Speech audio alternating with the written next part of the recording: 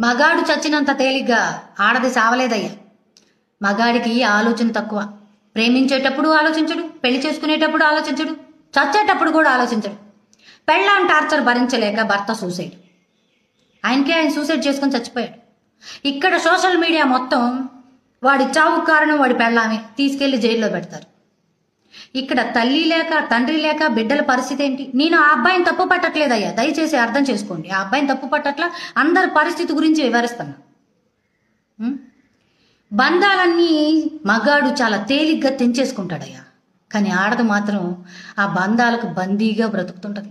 ఆ బంధాలకు అలా కడదాకా కడతేరిపోవాలనుకుంటుంది. రేపు నాకేమన్నా అయితే నా బిడ్డల పరిస్థితి ఏంటి అని చస్తూ బ్రతికే ప్రయత్నం చేస్తుంది, బ్రతుకుతుంది. ఆ బ్రతికే ప్రయత్నంలో ఆ బంధాలు బాధించినా, బరువు అనిపించినా ఆ కోపం మొత్తం మొగుడు మీద చూపిస్తుంది.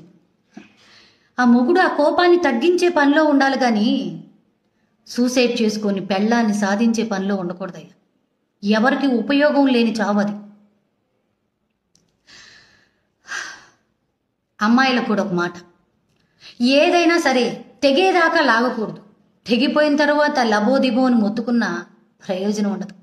ఇది జీవితం అమ్మా. ఏ విషయమైనా బాగా ఆలోచించి నిర్ణయించుకోవాలి. అర్థం చేసుకోండి.